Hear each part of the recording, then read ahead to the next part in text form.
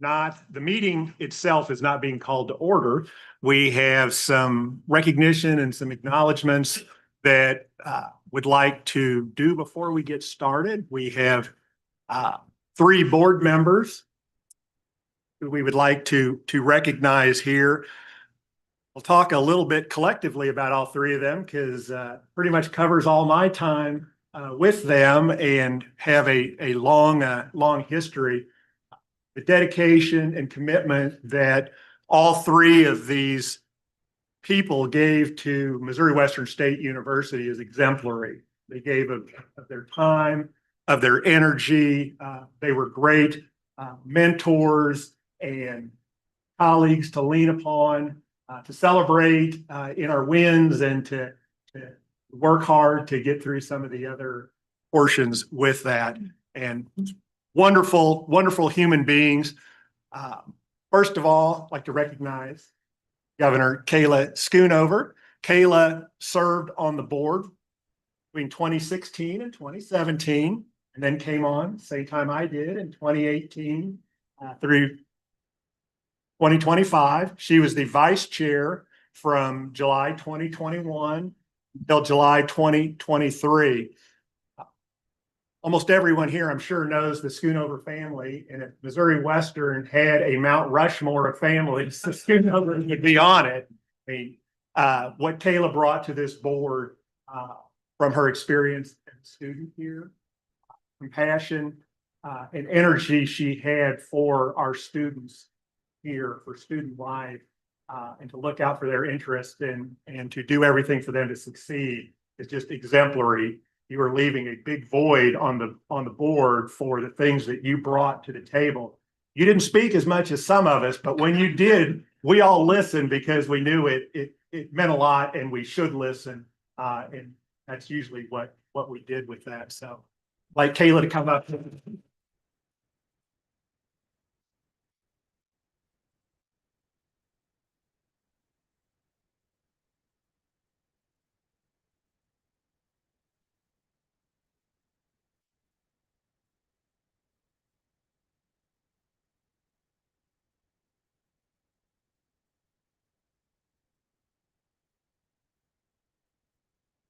Next up, we have Governor Al Landis, my good friend Al. Every time Al would leave me a message or call and say, "It's your pal Al."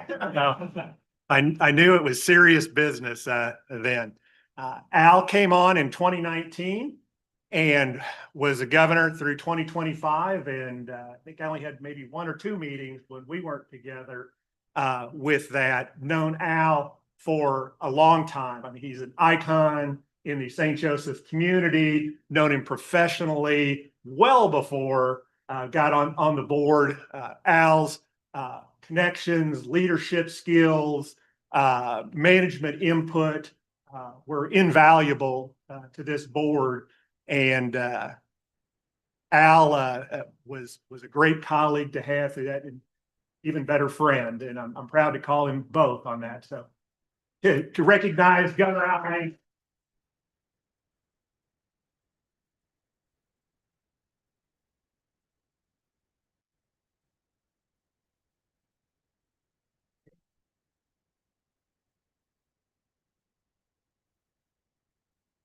Thank you.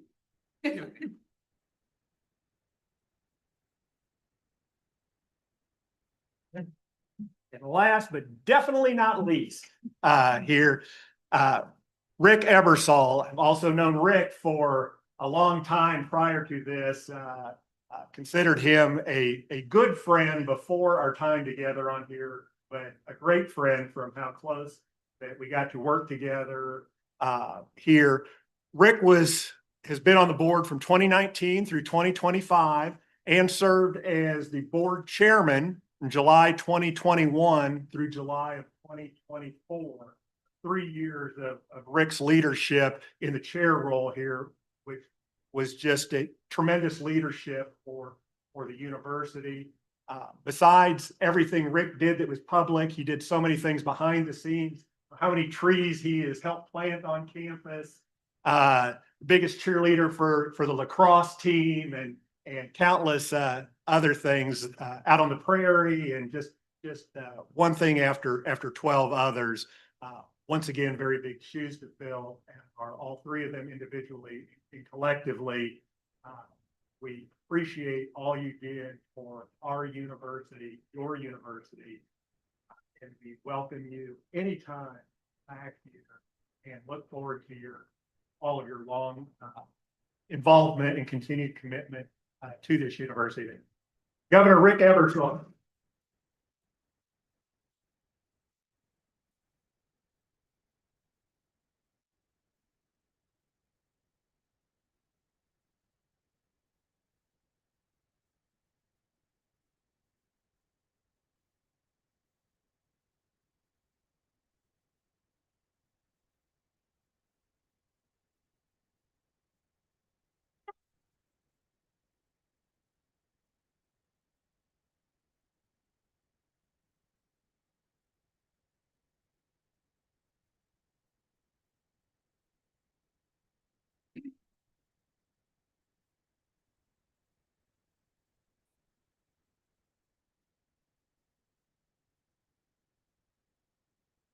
I won't eat.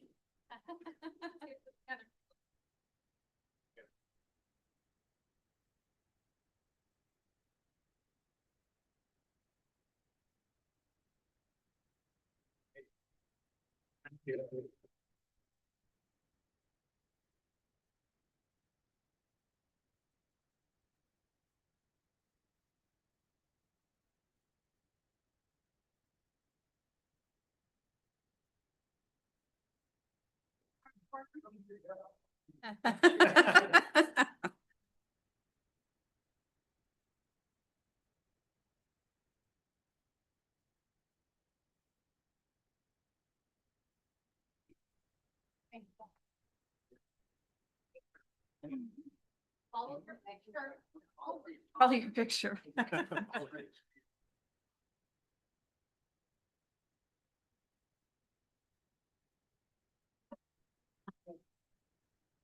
So Judge Kellogg is, or we're going to start the meeting. There you go.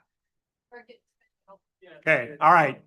Now I will officially call to order this meeting of the Board of Governors of the Missouri Western State University. And first off, I would like to welcome alumni, Judge Daniel Kellogg, to come forward and to swear in our new board members. So. Alphabetical order, Scott, you want to come up here? Okay. Start with Governor Albans.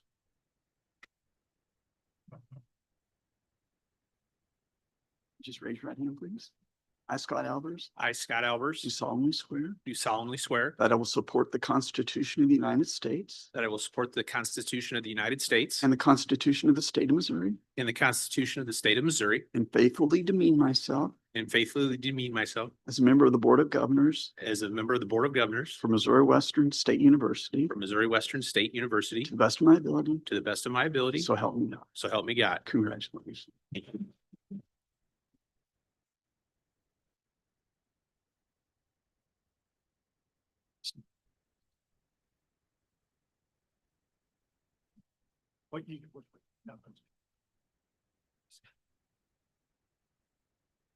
Mr. Danford, I think that would make you next.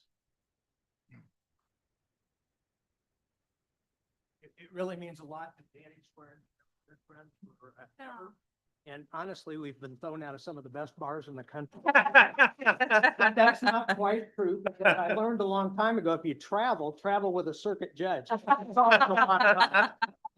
It's just the one in New Orleans that was a bad one. That's right. I, Dan Danford, I, Dan Danford, do solemnly swear do solemnly swear that I will support the Constitution of the United States that I will support the Constitution of the United States and the Constitution of the State of Missouri, and the Constitution of the State of Missouri, and I will faithfully demean myself and I will faithfully demean myself as a member of the Board of Governors as a member of the Board of Governors for Missouri Western State University for Missouri Western State University to the best of my ability. to the best of my ability. So help me God. So help me God. Congratulations.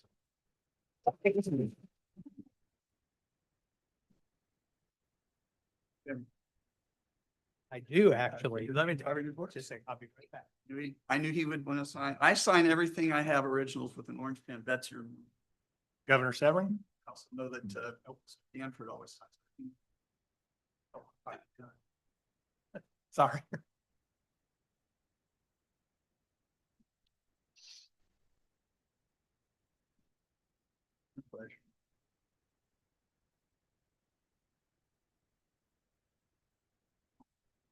I, Bill Severn, I, Bill Severn, do solemnly swear do solemnly swear that I will support the Constitution of the United States I will support the Constitution of the United States and the Constitution of the State of Missouri, and the Constitution of the State of Missouri. and I will faithfully demean myself I will faithfully demean myself as a member of the Board of Governors as a member of Board of the Governors for Missouri Western State University for Missouri Western State University to the best of my ability. to the best of my ability. So help me God. So help me God. Congratulations.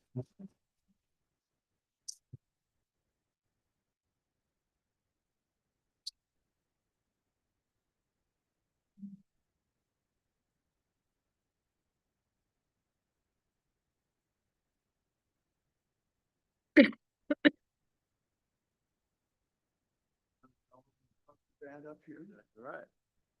I, Todd Michalski, I, Todd Michalski, do solemnly swear do solemnly swear that I will support the Constitution of the United States that I will support the Constitution of the United States and the Constitution of the State of Missouri, and the Constitution of the State of Missouri, and faithfully demean myself and faithfully demean myself as a member of the Board of Governors as a member of the Board of Governors, of Missouri Western State University to Missouri Western State University, the best of my ability. to the best of my ability. So help me God. So help me God.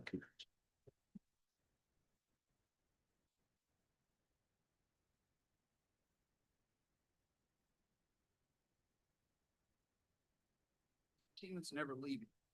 That part out. Working on it.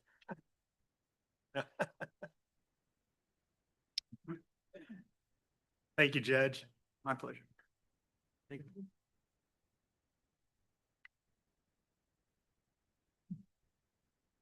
Is as sentimental as it was for me, the three former governors, to recognize them. I'm so excited about the makeup of the new board here. Each one of you individually brings so much to the table, and know I speak for all of us that we're just excited to have you on board for the wisdom and the leadership that all of you are going to bring for our collective goal to make this the best university that it can possibly be. So thank you to all of you. The first item of business is to approve the meeting agenda. Do I have a motion to approve the Board of Governors meeting agenda as presented? So moved. First, do we have a second? Second. Any discussion? Hearing none, all those in favor say aye. Aye. Those opposed say nay. The motion carries. Do I have a motion to approve the February 27, 2025 board meeting minutes? Move. Second? Second. Is there any discussion? All those in favor say aye. Aye. Those opposed say nay. Motion carries. We will now hear the Personnel, Finance, and Operations Committee report. Turn this over to Governor Grimwood. I'm going to turn it over to Daniel Holt to come up and give us a finance report.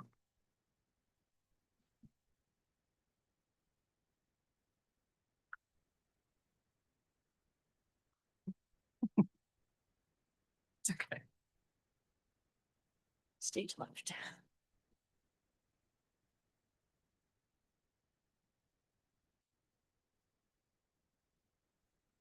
All right, good afternoon, governors. So this morning, the Finance, Personnel, and Operations Committee met and had a lengthy conversation. A couple of topics that we discussed were the fiscal year 2025 financial update. We did have the approvals recommended to the board for later this afternoon for the fiscal year 2026 tuition and fees, as well as the fiscal year 26 budget, both of which we will cover in depth here momentarily, as well as an operations update that includes a motion to approve a primary depository and then a brief personnel update. I won't touch on all of that this afternoon, but those were the highlights of this morning's conversation. For the financial update for fiscal year 2025, this information is as of March 31st, so through 3 quarters of the university's fiscal year. At this point in time, our tuition and fees for the year come out to $29,747,918, or approximately 94.4% of our budget. We do have summer school to yet to recognize, which generally is about $1 million. So as we about 500,000 of that will apply to this fiscal year, 500 of it to next fiscal year. So we are anticipating falling short of our revised budget for tuition and fees. Overall, the total operating revenues is at 42,206,620. The biggest difference, aside from the tuition fees yet to be recognized, is going to be on the state grants, as those proceeds are primarily project driven for our Mo Excels project in Potter Hall and the ARPA project in the Hearn Center. Those receipts will be recognized as those projects advance and come to completion, and we pay those invoices. And so we anticipate some movement there. But for the remainder of these line items, there will be little activity.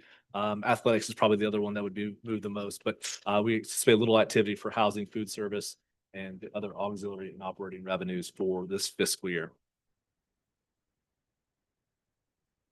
On the expense side of our operations, we are at approximately 71% of our salary and compensation budget at 19,737,365. General math is that you should be at 75% of the way complete for this time of the year.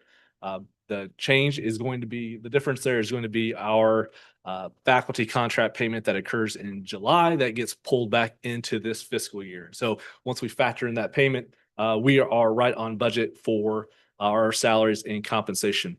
As I've shared at previous board meetings, our fringe continues to run high. It's at almost 80% to budget at this point in time, impacted heavily by Mosers, and then the steep increases that we saw in our health medical insurance premiums that went into effect January 1 of this year.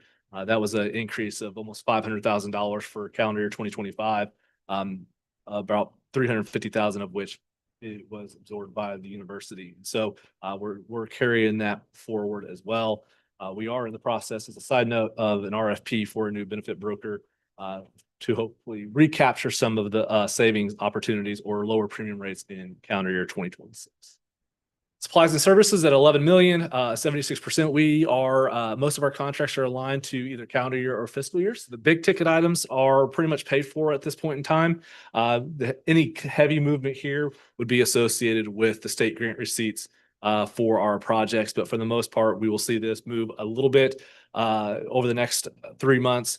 But we do feel opportunistic that we'll have some savings opportunities in supplies as well as travel. Travel is we finished last year about 20% under budget, and we're 10% improved upon that number. So again, we feel like there are savings opportunities through our expense model, but currently the operating expenses through 3 quarters is at $60,788,000. On the non-operating side, we are basically where we should be. And so our appropriations are operating as they should. Our grants are improved upon the prior year simply because of we have greater Pell Grant receipts through more students qualifying, and those grant amounts being larger on an individual basis. Gifts will still recognize revenues here as we work with the foundation to get us through this fiscal year. Those receipts come in as we pull together invoices for items paid to send to them for supporting documentation, and then our capital and interest that principal are where they should be based off of the activities to date. In total, we have $21,680,860 in non-operating funds.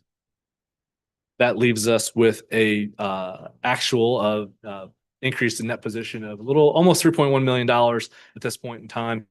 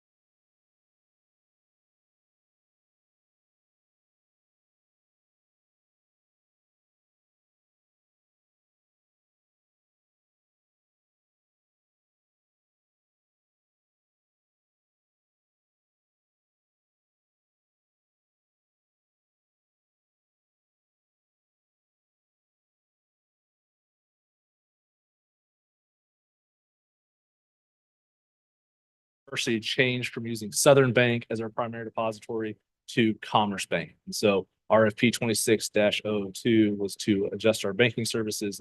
That will be a motion to approve here in just a moment. And then also an informational item, the university's purchasing furniture for the Hearn Center renovation through Solder Manufacturing at a total cost of $223,047 due to it being purchased through an E&I cooperative contract. It does not require board approval because of the amount. We want to make sure that we are sharing that information with you this afternoon. So I believe that is the conclusion of the update from the Finance Committee meeting this morning. I will pause for questions before turning it back over for the improvements. Any questions, comments for Mr. Holt? Daniel, I do appreciate all the work that you and your team has put into this. Being able to review a balanced budget is certainly where we want to be with that, and appreciate the heavy lifting that your group has done to get us to this point. Also will assure the fellow governors that we don't always have a 200-page report to review on there. So we're kind of a baptism by fire for RFPs can get a little wordy. Thank you very much. Thank you. Hey, we have several recommendations coming from the Personnel, Finance, and Operations Committee. The first recommendation coming from that committee is to approve the March 2025 financial report. Do I have a motion to approve the March 2025 financial report as presented? So moved. Second? Is there any discussion? Hearing none, all those in favor say aye. Aye. Those opposed say nay. Any abstentions? The motion carries. Next, we have a recommendation coming from the committee to approve the fiscal year 2026 tuition and fees schedule. Do I have a motion to approve the fiscal year 2026 tuition and fees schedule as presented? Have a second? Second. Is there any discussion? Hearing none, all those in favor say aye. Aye. Those opposed say nay. Any abstentions? Motion carries. Next, we have a recommendation coming from the committee to approve the university budget for fiscal year 2026. Do I have a motion to approve the university budget for fiscal year 2026 as presented? So moved. Have a second? Second. Is there any other discussion? Hearing none, all those in favor say aye. Aye. Those opposed say nay. Any abstentions? Motion carries.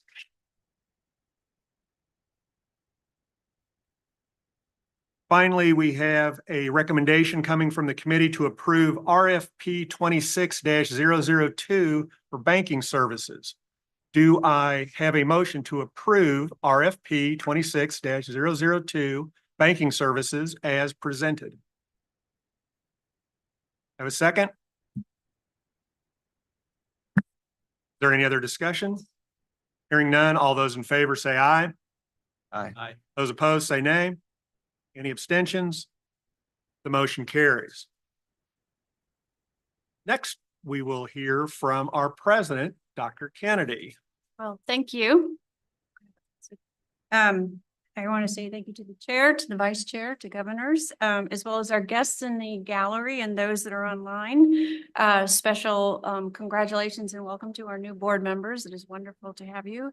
And also welcome to our new vice president for enrollment management and marketing, Dr. Andy Otto. Wave to the crowd, Andy, if you will. We're so excited to have you here. So thank you for joining. All right, now just a little bit. First of all, this report that I'm going to give you is a little bit different than I would normally, and it is a little bit long, but I think it's important to give you as much information this first time around because it's important you have a good perspective on the university. So I normally do not do a PowerPoint. Please do not expect these every time, but I'll give you a little bit about where we are, what our challenges are, but some historical perspective so you can have a better understanding of the position of the university. So for my more senior governors, yes, some of this might be a little bit what you saw before, but it's updated. So I think this will be really interesting. So just a little bit of context before we move on to the first slide. For those of you who don't know, last summer, we spent a little bit of time as a university with what I would call a marketing company, a content experience company called Unionl out of Kansas City, because we wanted to get a clearer picture of the universe, of the perception of the community about the university. What did they think of this? How did they view us from the community, but also from internally, our students, our faculty, and our staff? What is the perception of the university? I mean, we're going to talk a little bit later today about where we are with our strategic planning, but in my opinion, my own opinion, it's difficult to plan strategically if you don't know how you are perceived, what people are feeling. So over the summer last year, we conducted some focus groups, we did surveys, we gathered feedback from all of these different groups. And I'm very happy to say that overall, the perception of Missouri Western is very positive. This is wonderful. But most agreed, we need to do a little bit better job of telling our story, right? Who we are and what we aspire to be. So we'll get back to that in a minute, but part of that work has been to update our brand. So I'm going to introduce to you, and perhaps many people in the audience, are into our new branding. So we are embracing Mo West. I know, but we have heard from a lot of folks in the community, people that participated in focus groups, people who post on social media. They very lovingly refer to us as Mo West. So we are using this as some of our lead lines, if you will. More at Mo West, discover Mo at Mo West, learn Mo at Mo West. So we're very excited about this. So I wanted to share that with you. Yes, there will be t-shirts coming. It is very exciting to see this. And it has been so positively received by the different groups I've shared this with. I think it's exciting. So just to let you know, this will be coming. There will be more at Mo West about our marketing. But I also want to make sure that as governors, you're aware that our primary focus has been and always will be the success of our students. That is our number one focus. So, while I'm going to talk a little bit about the business side, if you will, about running a university, please recognize that students are the reason that we exist. That's why we're here. And their success is not possible without our extraordinary faculty, staff, and administrators. So let's talk a little bit about our story. Our story, this is who we are. We are dedicated to applied learning. We are approachable and affordable. One of the most common comments that we receive from our feedback was that we are approachable. This is a warm and welcoming campus. And as we've seen from Daniel's presentation earlier today, we are affordable. We have made that a commitment to remain an affordable university. And we are open to everyone. We are an open access institution and we welcome everyone and we'll do our very best to make sure he or she succeeds. So those three pieces are the essential pieces of Missouri Western. And let me give you a little bit of information. So a couple of fact sheets. Here you can see our programs, what we have. In the middle is our fall enrollment. We have mostly a domestic enrollment, very few international students. And typically our international students tend to be athletes. So that's who we are. Additionally, you can see that our students come as far, if you think about the state or the United States, they come as far as Washington, all the way to Massachusetts and everywhere in between. So we get a little bit of everybody. You can also see in terms of affordability, the commitment. We know that our students will graduate with 50% less debt than the national average. And nearly every one of our first-time, full-time freshmen who applies for financial aid is awarded some.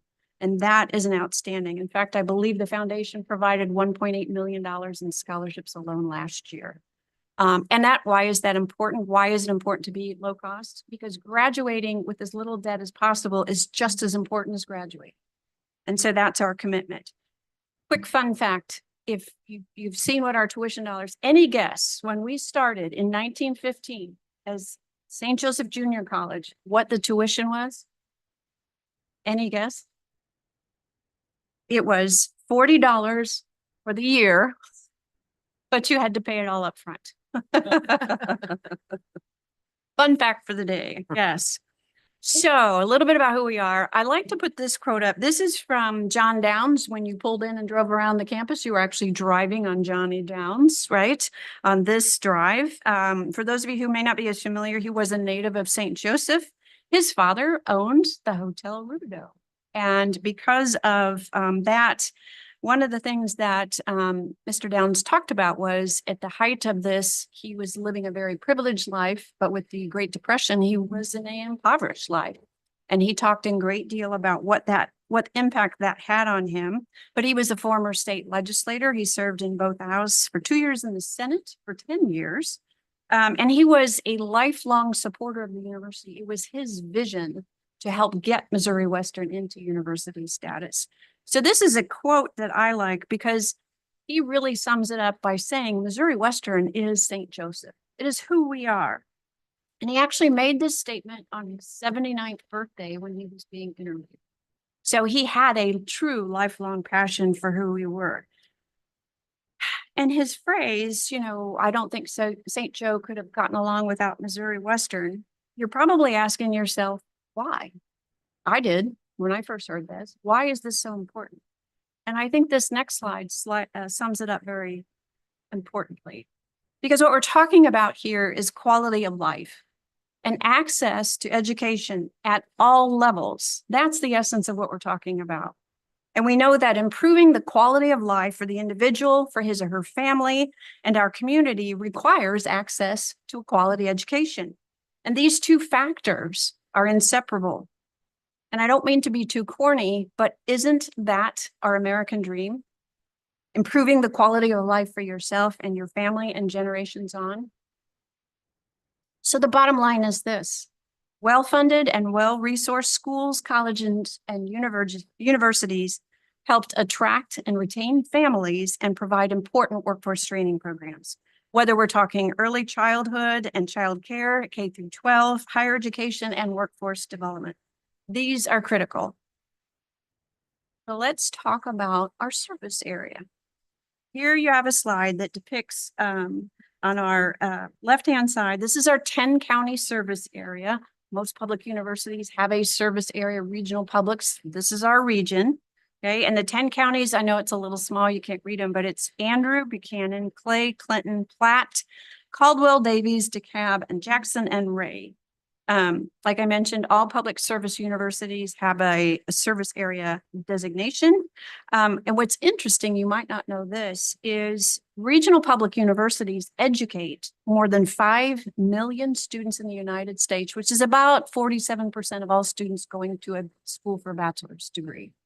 It's clear regional universities are called regional because they serve the region in which they are located. Students who go to a regional public university stay within their regions because it's close to home, but it's also a good value for a good education. Okay. Currently, 76% of all of our students coming to Missouri Western were from these counties, and this is fall data. However, if you look over to the right-hand side, the majority of our students are coming from that 5-county area. And that area ranges a little north to Andrew County, to Buchanan County, south of St. Joseph, then Clay, Platte, and Jackson. And when I say majority, in the fall of 2024, 87% of our students from the 10-county area came from these 5 counties. And that's held pretty steady for the past 5 years. 87% of our students from these areas. And if you jump to freshman student acquisition, not only were 87% of our freshmen coming from these 5 counties, but to zero in just in the fall of 24, nearly 50% came from Buchanan County. Okay, Andrew County was the lowest with less than 50 students. A little bit about where our regions are, our service areas, and who we're doing. So let's look now at enrollments. This is a big question I'm always asked, and you will be asked often too, now that you are sworn in governors, right? Couple of things to point out to you. It can be a little challenging to go before 2010 to find the data on the coordinating board or Department of Higher Education's website. I will say, I always look at 1991 because that's a year I went to college. Wanted to see, back then there were 4,259, which was about on par in terms of where we were in the 1990s, okay? But if you look at this, you note that the high point, at least for the 15 years we have up here, the 15 fall semesters, is 2011, where we hit a high point of 6,259, and it's graduate and undergraduate students. What I would like you to look at is, of the 14 fall to fall comparisons, we've only seen 4 increases. And these have been 2010 to 2011, where we gained 160 students, 2013 to 2014, where we gained 61 students, 2016 to 17, where we gained 174, and 2017 to 2018, where the increase was 133. In fact, notice that the last fall to fall increase in enrollment at the university was fall 27 to 2018. And what that means is that the university has seen 10 fall to fall decreases over this time period. And if you compare the highest fall enrollment of 2011 to the fall 2019 year, pre-pandemic, pre-program elimination, our enrollment dropped by 13.3%. In fact, if you just looked at 2011 to 2016, there was a 14.3% decline of nearly 900 students. Again, pre-pandemic, pre-program elimination. And finally, the bottom of that slide says the fall to fall 5-year change, our enrollment has dropped 31.2% or 1,687 students. I will say, since I've updated this since last year, we have improved by 8 percentage points. That's a good thing. Now, this is dramatic. And before you start to have a little bit of shaky, let's talk about the fact that this is not unique to Missouri Western. This is common in the state of Missouri. Let's look at other institutions. These are trends in enrollment in 4-year institutions, 5-year same period. So yes, we have had a 31.2% decline, but you'll notice that Truman State is down 29.8. You can read the numbers, right? What I would suggest, I'd like you to remember is note that we'll be talking about this later. Truman State's enrollment is smaller than Missouri Western's, and their enrollment has been smaller than ours for the past 5 years. Please remember that, because I'm going to circle back. Also, Missouri Southern, right, which is also seeing a 25.8% decrease. They're slightly larger than the Missouri Western, just slightly, just very slightly. But I would say that statewide, there were 5-year declines in both 4-year and 2-year institutions for an overall decline of 4.2% or 9,418 students. Up at night, I did have the title of this slide challenges, but everybody always talks about what wakes you up at night. Here's what wakes me up at night, right? So when we talk about this, I want to talk about some of our challenges and then some of our solutions, and also want to point out you will be hearing from vice presidents and others today about our solutions. They will give you things that we were working on, but I wanted to set the table for you so you're aware. So what are our challenges? Acquiring students in a declining population. This is information from the United States Census, and you can see about this. I have been talking about this since February of 24. You can see what's happened to the population of Buchanan County again, where we're getting the majority of our students. It's almost a 5,000 person decline in Buchanan County. You've seen what happens in the school district, and you've also seen the decline in the St. Joseph School District, which is important because the number of students in our schools in the district impacts the enrollment at the university. We are a regional public university serving our region. In fact, if you just look at seniors between the same time frame, 2010 to 2020, actually 2010 to 2024, the enrollment just in seniors is down 373, and the enrollment in the school district is down 1,300 students. There's been an 8.2% decline in the number of students graduating from the school district between 2017 and 2020. So let's look just a little bit about the school district. In this past year, 2024, they graduated 685 seniors. Of that, you can see the percentage, 288 went right into the workforce, 274 went on to a 4-year, 62 to a 2-year, and 7 into the military. There were also about 62, we're not sure if they stayed home, moved away, left, whatever, but that's the other category. And if you'll notice, it's almost a 50-50 split between going right into the workforce and those students who graduated and to continue their education. Okay, now we're gonna hit that elephant in the room right on top of the head, right? Because the question I get is, or the statement I hear, let me phrase it correctly, not everyone needs to go to college. Okay. I want you to think for just a moment and expand this, because is it really an either or choice?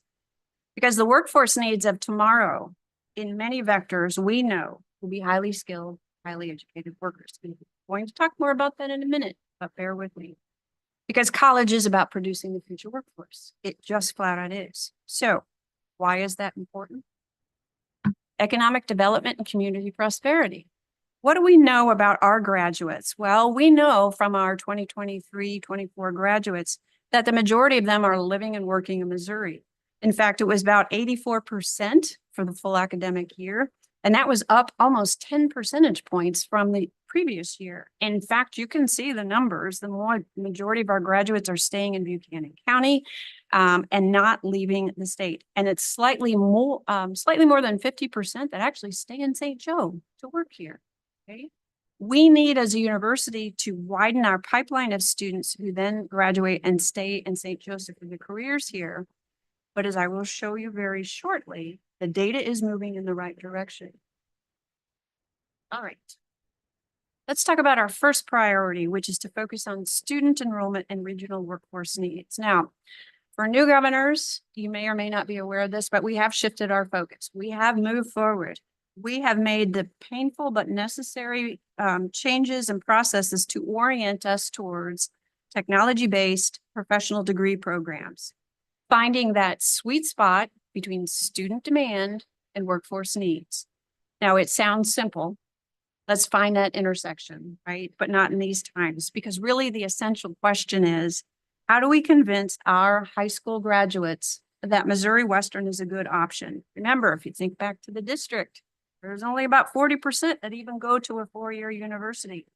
But as you will hear more today, we are ramping up our efforts, being more aggressive in our 10-county area, especially in the high growth counties such as DeKalb, Jackson, Clay, and Platte. But our high school graduates need to understand that not only is Missouri Western affordable and we're open to all, but we will work with them and employers to make sure they get the education that they need to be able to enter to the next phase of their careers, whether that's going to work or graduate school.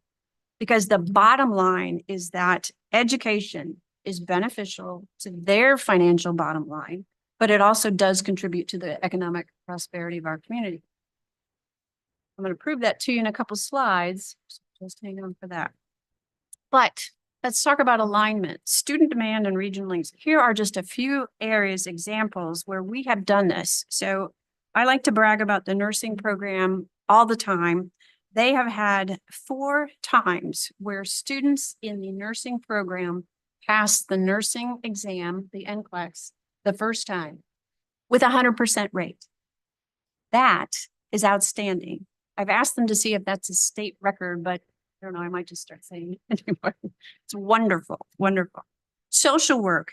We had an undergraduate program. We started hearing from the community about all of the mental health needs, from mental illness to addiction to all of these in almost every single agency and business and district in our state. So we developed a master's in social work program. We went from an enrollment in the fall of 65 till this past fall, 80 students. That's a 19% increase. We have been fortunate to receive funding from Representative Brenda Shields, who has given us over has secured in the budget $600,000 for scholarships for our undergraduate and graduate programs. That's been outstanding. For engineering technology, I know many of you have been to our Holney Center. You have seen that facility. It is where we are housing our manufacturing and construction engineering technologies, but also where we'll be looking to do workforce development. Our cybersecurity program, this is a bachelor's degree. We started that program in fall of 21 with 4 students. It has now grown to over 33 this fall. That's in a very, very short time. And 58% of that growth are freshmen coming in for it. So we are growing that program. For education, we have many students who are interested in becoming teachers.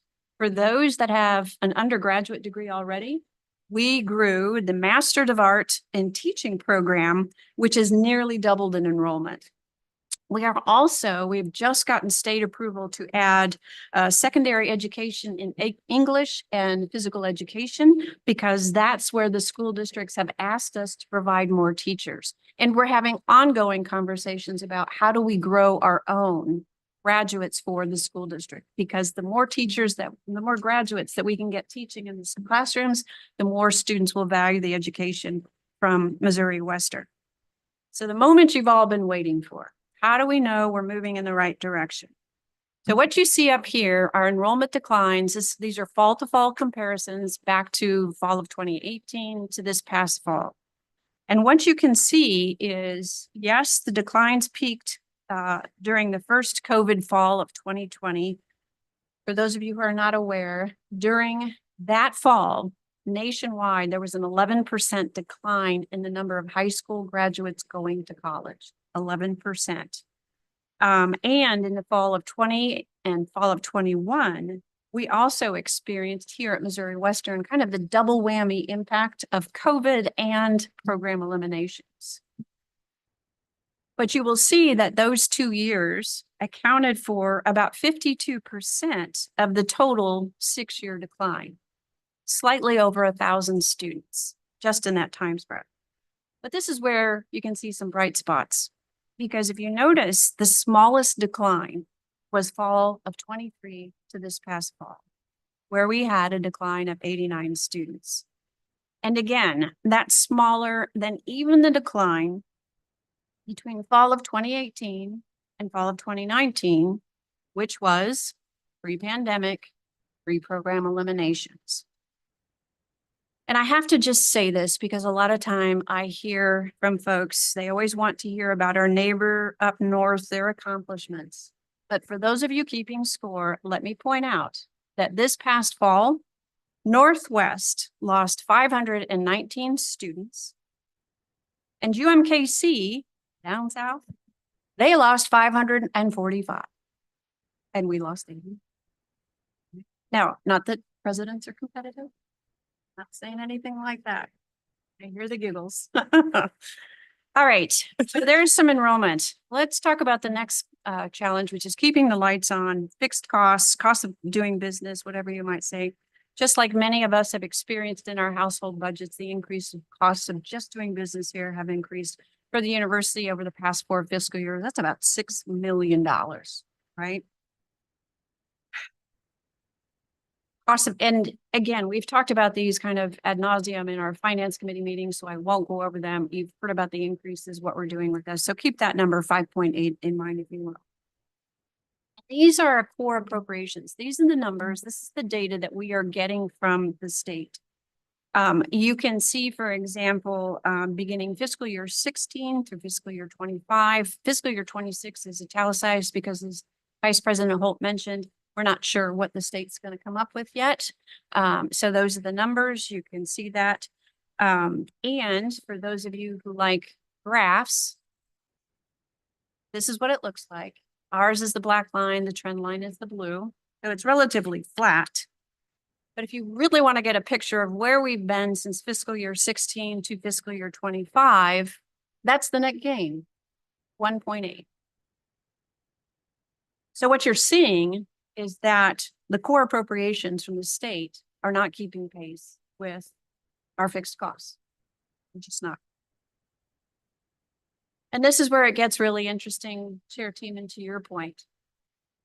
these are the next year's fiscal 26 state core budget recommendations. These are taken from the governor's budget recommendation because the House and the Senate are still battling it out. And as you can see, there's the core appropriation and there was their fall enrollment. Okay. Truman, my good friend and President Sue Thomas, is getting $23.7 million more than Missouri Western State University. And Missouri Southern State University is getting $4.5 million more for an institution that is very similar to us in population. This is our reality.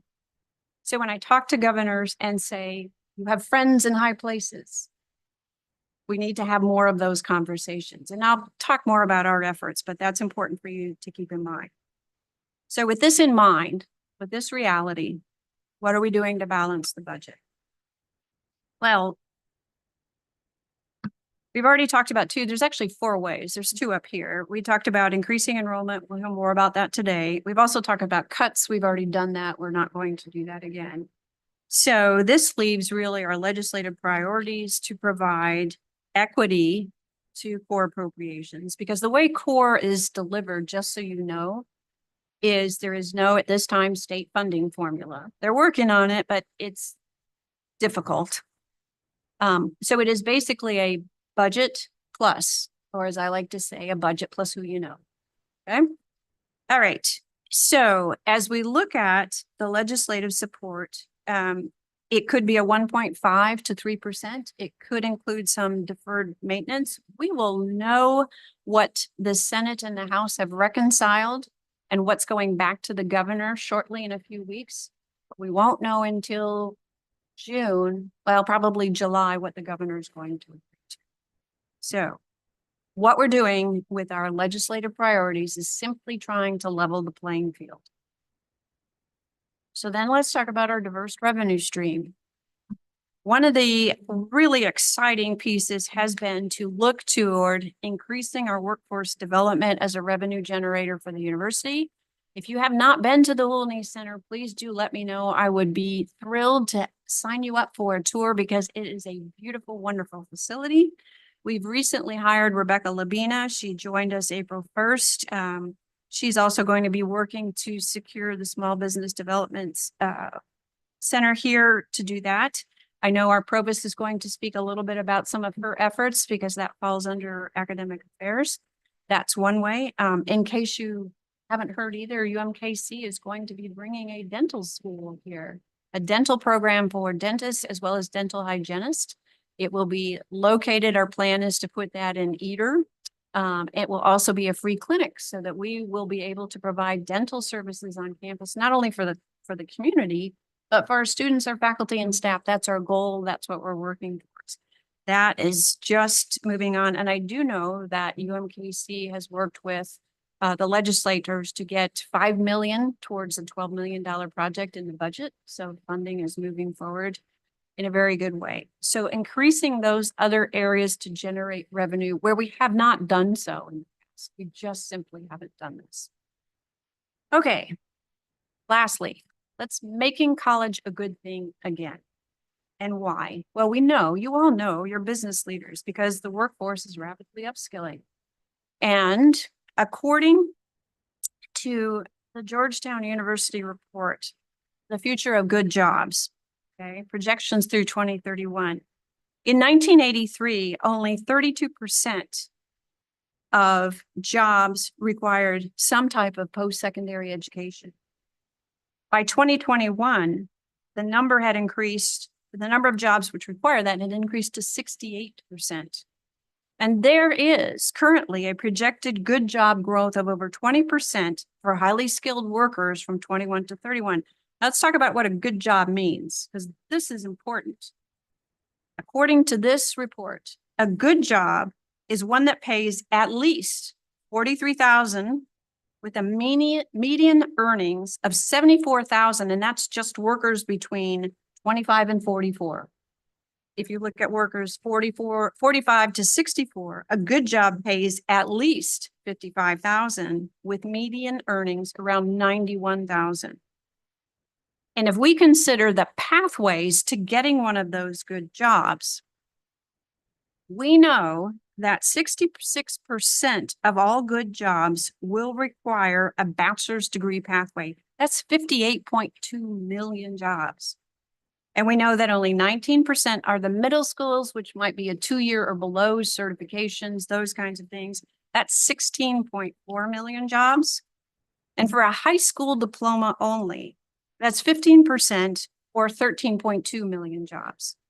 In other words, roughly 8 out of 10 jobs on the bachelor's degree pathway will meet the minimum earning threshold to be considered a good job. Only half in the middle school and just over a third in the high school. So the question is not jobs in St. Joseph, but what kind of jobs do we want? Okay. We're doing well as a median income, but we need to consider the education that's involved. Let's look at where we are in Buchanan County. If you look at how Buchanan County here is, and I'm not sure if you can read the small print to the chart on the left, but if you look at the big orange slice, that piece and then the blue above, that represents folks who have a high school diploma or less. 48% of the residents in Buchanan County have a high school diploma or less. 6% have an associate degree and 16% have a bachelor's degree. What we know about Buchanan County is that Buchanan County is behind the state averages in nearly every aspect of educational attainment, somewhere between 5 and 10%, depending on what category you're looking at. We know our high school graduation rates, you can look to the right of the slide, is 9.3% or 9.3 points down compared to the average. In fact, you may not know this, but Buchanan County has the highest high school dropout rate of any county in the state, and there are 114 of them. Comparisons. Platte County, one of our areas where we are moving into for student acquisition, is growing in population. Only 24% of that county has a high school diploma less, while 28% of their county has a bachelor's degree. Even if you go to Clay County, another area of growth where we're looking to expand, 33% have a high school diploma or less, and 24% have a bachelor's degree. Clearly, we have some work to do on the educational attainment side. We need to ensure that education is a priority because we need to align our workforce needs with education. How do we know it's a good investment? Another piece of data that we gather comes from Georgetown University's Center on Education and the Workforce. This is essentially an ROI. What, over the course of a graduate's career, on average, how much more will they make over the course of their working life than an individual with just a bachelor's or just a high school diploma? $850,000. I love to talk about this slide when I'm recruiting students because they get really excited. The only problem is they want to know when they get the check. Is it day one? Is it day two? Right? But this is important because it's economic prosperity at the individual, at the family, and at the community level. Now, I have to talk about some positivity because this is heavy. I know it's a lot. And you're going to hear lots of good things from the other reports, but let's talk about some good things, shall we? One of my favorite initiatives here is our Center for Service. This is where we provide our students opportunities to learn and serve by connecting our students to real-world experiences within the community. Our students can choose 2 different paths. They can volunteer just because they love to volunteer, or they can actually volunteer to earn college credit for free. For every 1 credit, it requires 40 hours of service, up to 120 hours. And let me just share with you some statistics from last year alone. Last year alone, there were 451 total volunteers for a combined total of 3,463 hours and an estimated economic impact of $104,508. That's pretty good. Since the center's inception in 2020, there have been 17,640 volunteer hours with 1,285 volunteers, 645 repeaters, but 640 one-time volunteers. That's outstanding. And the economic impact is estimated to be $537,018.03. That's pretty amazing, right? Now, why do I love this? Not only does it provide our students the opportunity to engage with the community, to learn service, to learn the value of volunteerism, but even for students who are from St. Joseph, my ulterior motive, if you will, is it introduces them to pieces of the community they may never see, they may never interact with. And they have the opportunity to make connections, to network, and my gosh, maybe they just decide to stay.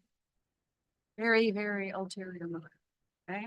I guess you could call that diabolical, but it's for a good cause, right? Also, I just want to mention, I love graduation commencement. We will be having our ceremony soon. You can see last year we graduated nearly 800 individuals with some form of credential designed to put them in their career paths or prepare them successfully for graduate school. And we know, just looking at our fall 24 data, that it's nearly 90% of the students who completed the outcome, the first destination survey after they graduate, 90% said they are successfully utilizing their degree from Missouri Western. They're going to work, they're going to grad school, they're entering the military, wherever they're going, officers training, wherever they're going. That's amazing. So again, just some very, very positive things. You will hear some exciting things from all of our areas, from all of our divisions, and I appreciate your patience for letting me drone on. I just want to close with this. I appreciate you so much, all of you, for the work that you are willing to do on behalf of the university, for our students, for our faculty, for our staff. You're investing your time, your talent, your treasures to help keep the university moving forward, right? And importantly, I am proud the distance the university has traveled over the last 5 years. I am proud of the hard work that each and every one of our faculty, our staff, our students, our administrators, everyone has done, but all of the work for our employees who they've done to ensure the success of our students and the positive trajectory of the university. But most importantly, despite the challenges, the difficulties we may face, I am proud to be president of Missouri Western State University, and I am proud of the work that we are doing here. Thank you. I'm happy to take any questions. This is my favorites. Happy to take any questions. Any questions or comments for President Kennedy? A couple of things I would go in there on. I know was a little concern over the branding change, with that, and I was in a focus group, and there did appear to be kind of an age break of where that was viewed as a positive or more of a slanderous type of name. I will say is having a child who's a fairly recent graduate from here, he thinks it's great. Talk to more of my peers that went here and view it a little differently. And we are mindful, especially the folks who are very instrumental in taking this institution from the junior college to the university status, that some concerns with that. I would just say, as a University of Missouri graduate, Mizzou means a lot to me. I don't view that as derogatory at all. And there is some changes that our various demographics, certainly mine, the things that my children and the next generation find as appealing and cool and whatnot, is not necessarily the same as ours. But I was hesitant with this, and it wasn't my decision. But I was in the focus group, and those were the things that kind of popped up with that. And seeing some of the branding and the things are getting out there, popping up on social media, it's mercurial, but I'm coming around. Well, I have to confess, I was right there with you, and Emma Wagner, you'll hear from her later. She was, hey, you gotta, and I opened up my mind and I listened and I thought, and I went, yep, this is good. This is good. So, compadres. And I always love when there is a meeting and a reference to John Downs, because when I came to town, I worked with John. When we could have a whole month session on, yes, but what a wonderful person and did so much for here. And, you know, but for John Downs, this institution will be on Frederick rather than out here. And he took an awful lot of grief for pushing so hard for this university to be out here where we had land to expand and better entrances and all of those types of things. Just a future thinker in that regard that was not very popular at the time. So it's always nice when we can look back on our past and be appreciative of where we've came from, where we've been, and where we are going. And my other point I would like to mention in regards to the Unionl Center is that was direction we were getting from the state of what can we do to distinguish ourselves. We understand the competition for students within the state. You know, that where are they going to go? We know who our peer institutions are with that. And we don't want to just be a cookie cutter carbon of other ones. We have to show why we are distinct, why we are unique, what we do better than other places. And that's the direction that we had given to our leadership here and have been working towards and trying to collaborate with industry of what can we do to provide the quality workforce of the future.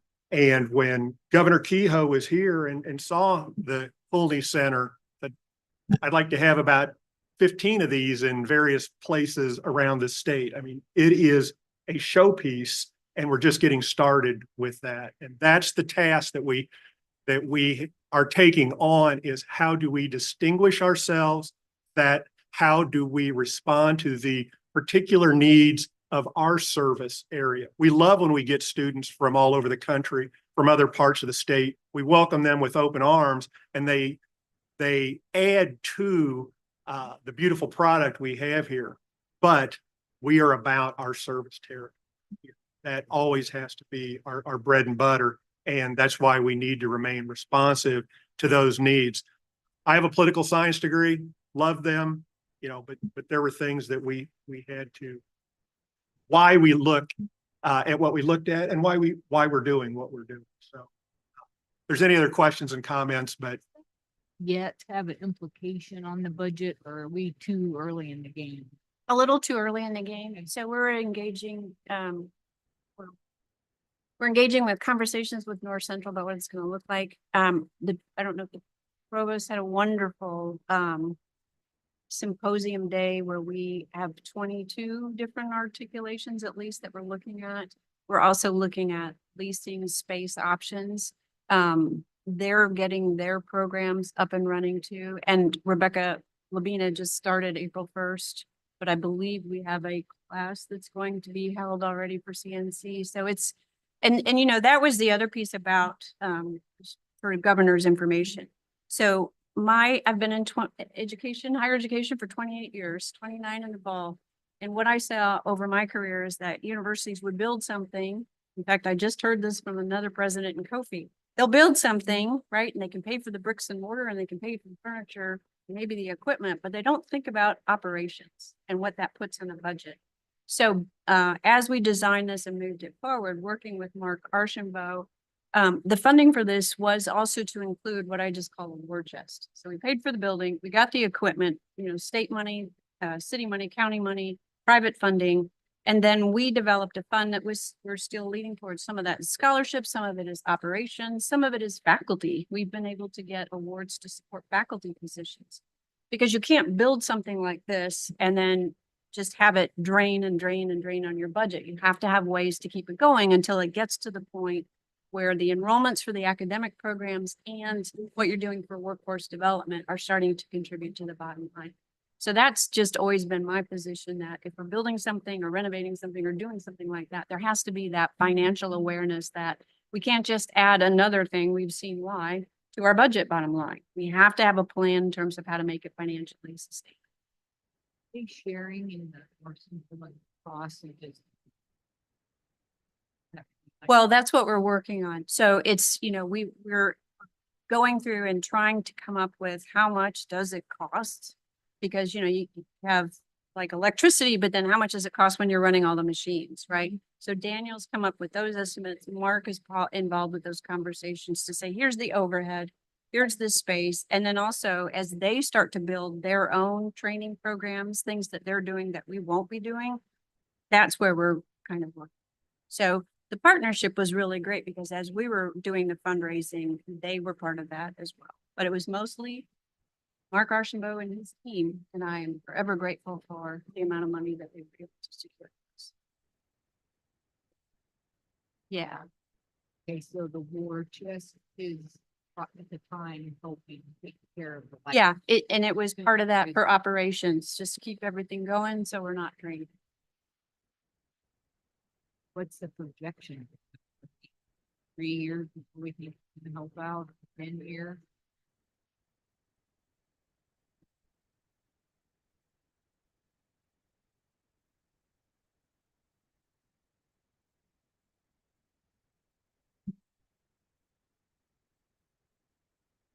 No, Where's the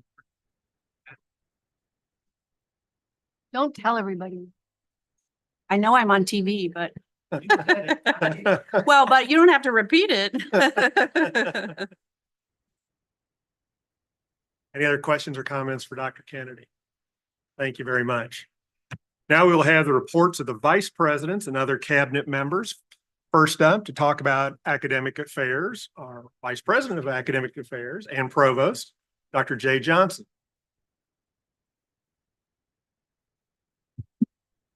Okay, well, hello, everybody. This is my second time presenting to the board. For the new people, I've been here since January.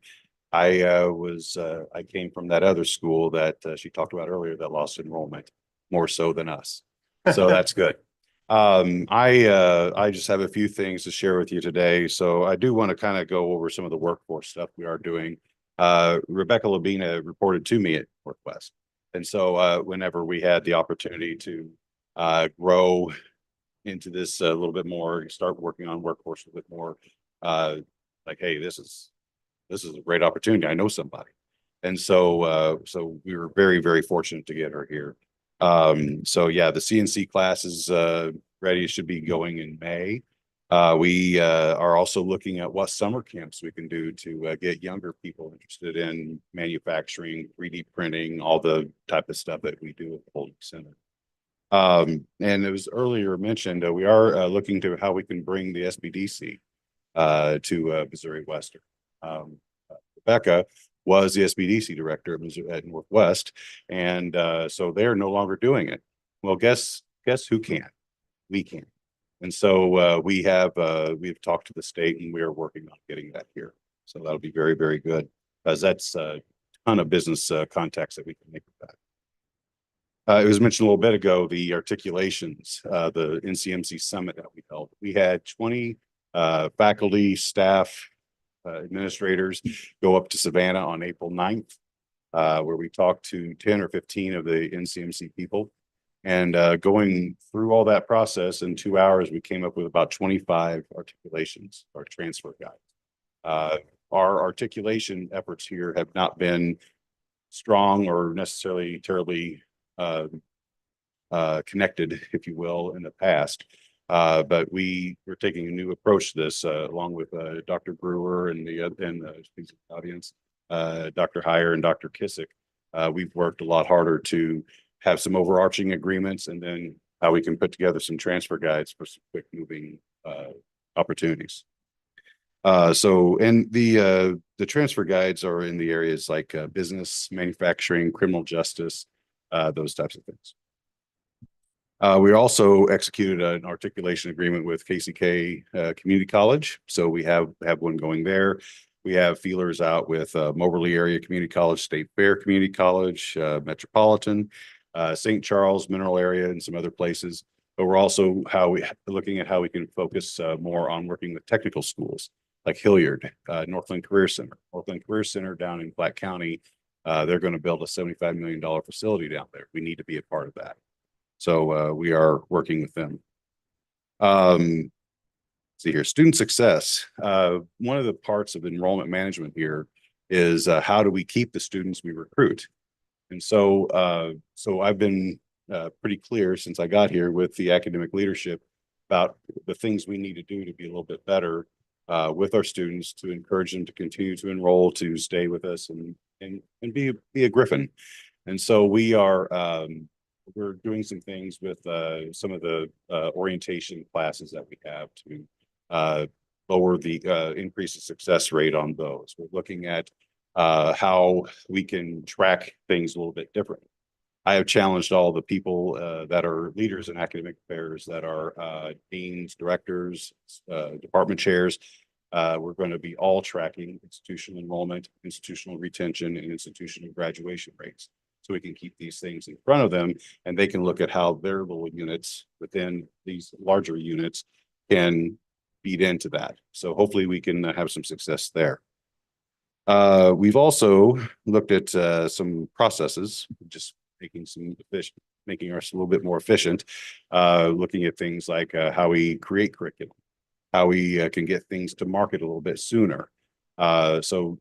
Thanks to a whole bunch of people, we have made some big strides in that, and we can start offering programs in spring if we need to. We can be a little bit quicker on some things. So that's really going to help us be competitive, especially with the other schools in the area that are going to be doing those exact same things. And I just want to make sure you understand, none of this is possible without the faculty, without the department chairs, the deans, all the staff, everybody is all in. They have been very, very receptive to the new guy and some of the ideas that I've brought. And we have talked through a number of things, and we are absolutely committed to growing this place. So I'm happy to take any questions you might have.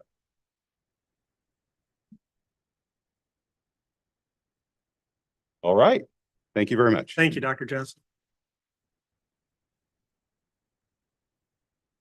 We'll now have the report on administration.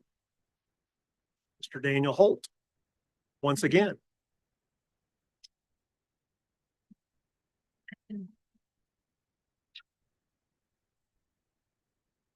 Know what you're thinking? Yes, you get me 3 times a day when we do these.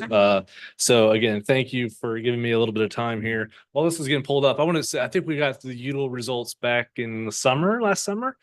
So I had been on the job for about 8 months before I found out I wasn't supposed to say Mo West. My dad went here, I had family here, I have family in St. Joseph. I was like, I had no idea. And so I stopped, but I'm glad I can pick that back up again. And so it's a lot easier just to roll off the tongue for me. But I'm going to try and avoid a few of the things that I've already spoken about this afternoon and this morning. So hopefully these are a little bit new for your ears. But in February, we lost our assistant vice president for our physical plant. He had a great opportunity. He has moved on. We are at the tail end of our search for our director of facilities management. That role, I'm hoping that we can have wrapped up here before the new month starts. And so trying to get us back to whole on our physical plant team as we kind of go into Chiefs camp and summer projects. There's just a lot going on. Terrible time to onboard somebody with the Chiefs, but it's one of those things that it's necessary. And so hopefully we can get that going here very, very soon. I've already mentioned that we're looking on a new benefits broker, so I'll skip that one. We have, and I mentioned just briefly that from a technology standpoint, we have a lot of projects going on. I think we are working, so since I got here, I've kind of been pounding the table. We need to become more efficient. We need to let the tools do the work for us, and then we support that so that we're not spending all our time running a report, running a query, learning this, and then, oh, it's outdated and I got to adapt, right? And so we're trying to get some efficiencies built into our model. And so we've got a lot going on. It's a big task to our technology services team, but it's also a big task to our faculty and staff who are involved in those projects because technology can't do it alone, right? And so they have to understand what is being done. And that comes from our super users within the departments themselves. And so big kudos to that team and then the faculty and staff who are involved in those projects as we go forward. This fourth bullet here, I just added this morning as we start hearing about the news about federal loan repayments restarting for those that have been in a deferred status since the pandemic. So it's been 5 years since we've had to have conversations about our cohort default rate, what that means for students who have departed the institution, going into loan repayment, those kind of things. And so here, this is kind of returning some, processes that we have to kind of get back in the habit of. We've lost that muscle memory. And so understanding that, but it occurred to me that a big factor in this as we kind of think about it is common way to keep your payments from going into repayment is to re-enroll, right? To get in-school deferment. And so what is that going to look like for us to not only support this for our former students and making sure that they are managing their finances, but our current students, making sure they're prepared to graduate and go into repayment. And then how do we start to re-attract some of the students back who are saying, well, I've been in deferment for 5 years or I haven't had a repayment in 5 years. Now I don't want to start. Well, let's get back in school. How can we support them and so on? And so, just thinking about those kind of aspects within our side of the house, working with our financial aid team, working with the admissions team and so many others to get that accomplished. And it is really a true collaboration, maybe to try and accomplish some of this stuff. My next slide here is, I have been fortunate over the last several months to be more involved with our admissions and marketing and communications team. Now that Dr. Otto is here, I'll be handing that off. And these next few slides after this, I don't get to show anymore. They're fun. They're neat graphics. I'm numbers, and I kind of get lost myself. And so I'm taking this time to throw this in front of you all. But, as we've looked at several different things from an admissions standpoint of what is, we've seen that our marketing and advertising spend, but how do we recruit students in the 10 county service area and beyond?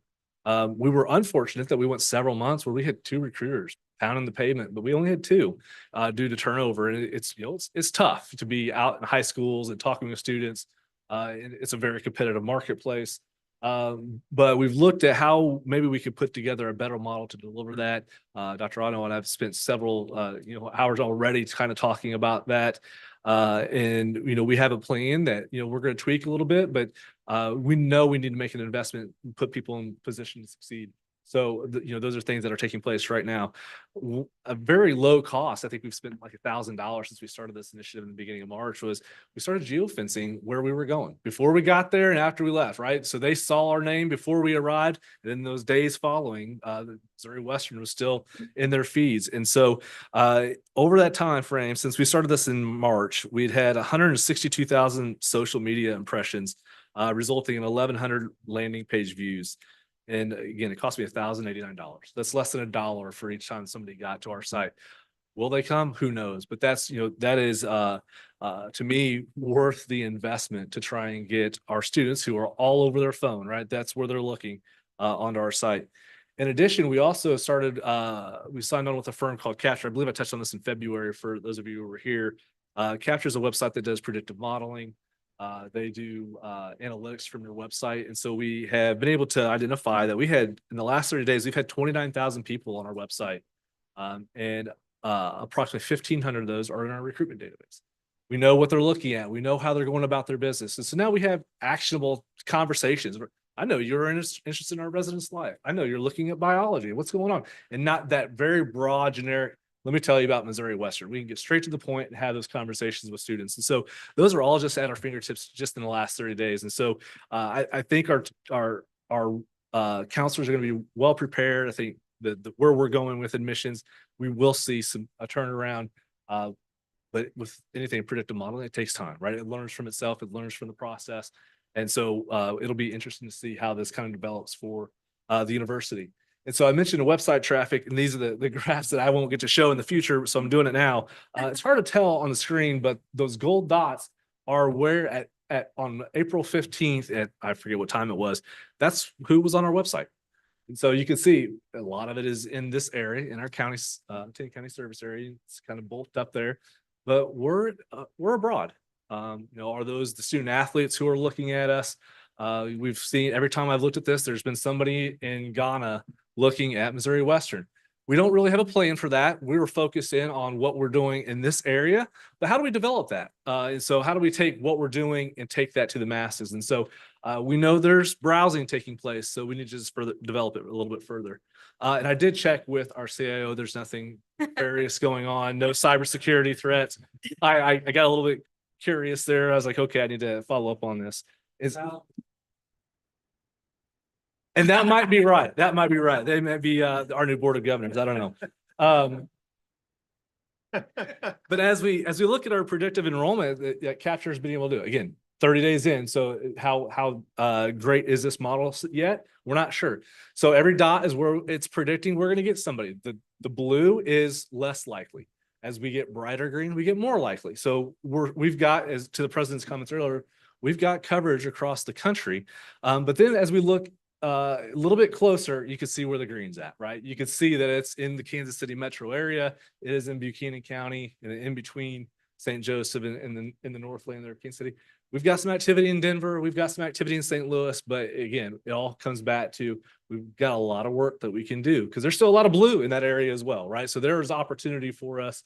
We can also determine how do we want to spend our resources. You know, for me, looking at southeast of 44, it's an 8-hour drive. That's a hard spot to get to for us and for students. And so how do we deploy our resources to have an impact when there's some bubbles down there, but nothing too bright of green, right? And so we've got to kind of go through that process and figure out what we need to be doing. Again, I'm excited to hand this work off, but at the same time, I wanted to be able to show something other than numbers for once. And so wanted to give this to you to look at, but I am happy to answer any questions regarding the administrative side of Missouri Western. There questions or comments for Vice President Holt? All right, thank you. Thank you. I just want to say thank you to Daniel. I mean, picking up this work and doing this on top and getting it ready for Andy, and the two of them have been working for quite some time, talking and conversing about this. It's so wonderful to see data driving what we're going to be doing for enrollment management, recruitment, and student acquisitions. Thank you very much for all your extra work. Now hear about university advancement and the MWSU Foundation, Mr. Mark Archambault. Thank you, governors. Good afternoon. You've got my more detailed report in your board book. You'll see from the report that this has been a strong fundraising year with solid performance in both cash receipts and productivity in the form of outright gifts and new pledges for future years' income. We've approached last year's record performance and matching or exceeding it remains an outside possibility with still a couple of months left to go. Even as the main Holney Center fundraising efforts are winding down, and they haven't ceased yet, they've just slowed somewhat, the advancement team's fundraising performance displayed encouraging fundamentals. So when we examine cash receipts for fundraising projects other than the Holney Center, this year marked an increase over last year's non-Holney Center performance from about 1.62 million to 2.7 million. It's good direction to be going, even as that project starts to slow down. And when we consider productivity, outright gifts and new pledges, this year saw us move in non-center revenues from 1.61 million to 3.36 million.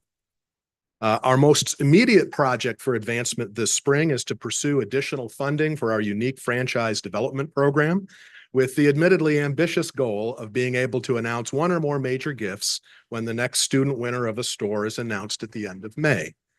As noted in my report, we continue to need to attract additional collateral funding to offset the rising cost of acquiring high quality and suitable stores to award to our students. In recent years, stores have begun averaging about 30% more than they used to when the program first began, so additional injections of collateral to our pool is necessary. Second, we have been offered a matching opportunity to establish an operational endowment for the franchise program.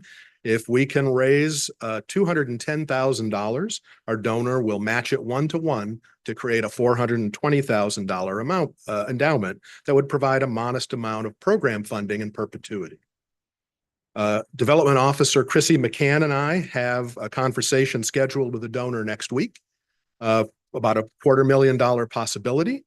Kim Weddle from my office and Jerry Pickman will be approaching 2 prospects in the second week of May, also for 6-figure gifts. So we'll never know what happens until we sit in those rooms, but the right questions are getting asked of the right people to make some additional investments. Earlier, the question was asked, how reliable are our gift revenues going forward? And while most of the revenue to which Daniel's referring in his reports is coming out of the endowment, so it's much more certain than things are with the state, We do want to at least make a note here that as we look forward, as we move into FY26, we are anticipating the possibility of encountering significant headwinds for future fundraising efforts resulting from pullbacks and volatility in the financial markets that may meaningfully affect the philanthropic confidence of potential major gift donors. That is a factor that can arise in these situations, so we'll be watching it closely. To mitigate these potential challenges, we're modifying several of our donor engagement strategies for the coming year, putting increasing emphasis on widening the pool of prospective donors so that we are not as reliant on a small group. We are in the process of upgrading our resources for prospect research, intensifying our efforts in Kansas City, increasing our focus on creating small group gatherings rather than exclusively one-on-one visits to leverage our resources, better engaging our key volunteers and alumni in strategic networking, and seeking to identify fresh corporate giving opportunities by leading an interdisciplinary campus team to coordinate business engagements, ranging from internships and hiring events to workforce training delivery, sponsorships, and giving. Finally, we've mapped out a multi-year strategy for engaging support from regional private foundations in order to maximize our opportunities for grants. Finally, our Alumni Relations Office is engaged in a wide range of events in St. Joe and in Kansas City. One of our objectives is to bring the community to campus and bring the university to the community. In fiscal year 26, we will host members of the Chamber of Commerce on campus to orient them to our premier academic programs and updated labs and buildings. We'll elevate the homecoming parade and tailgate experiences by actively engaging a wide range of community partners and coordinating with athletics. Andy will probably speak about it, which is planning a special event on the day of homecoming. We'll conduct community spirit drives by distributing university flags and yard signs to businesses and families, and support student recruitment and retention through a wide range of initiatives in which we'll partner with enrollment management. In closing and in coming back to this fiscal year, one of our objectives is to achieve 100% participation in giving among the Foundation Board, Alumni Board, Ambassadors, and Arts Society boards, as well as the Board of Governors. I'd be delighted to assist any governors in renewing, increasing, or initially establishing their memberships to the Western League for Excellence, the Ambassadors of the Arts Society. For the several of you who are already members, thank you very, very much for your support. That's the conclusion of my report, and I'd be delighted to take any questions.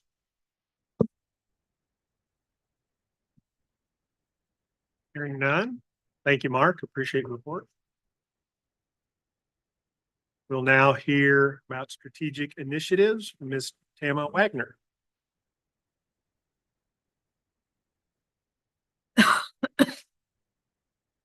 Glad it's my turn. My watch told me to stand up.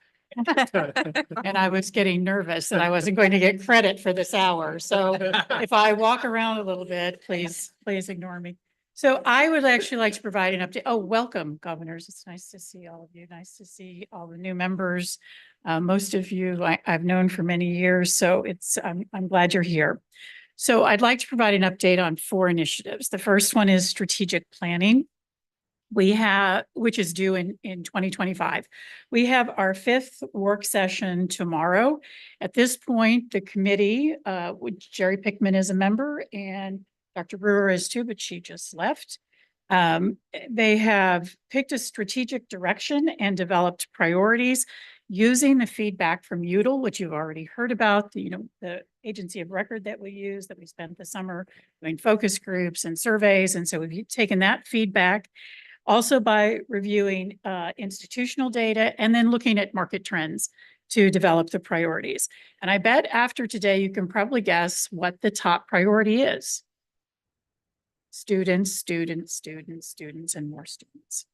So in tomorrow's work session, we'll develop the goals and objectives and put metrics and timelines in place.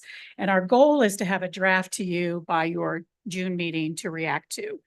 We'll have the, I always get confused because the cabinet members, which I always want to call officers and administrators from my Mosaic days. So these people over here will have an opportunity to look at it and react to it. And then we'll actually publish it on the website to give staff and faculty and students the opportunity to react to it as well.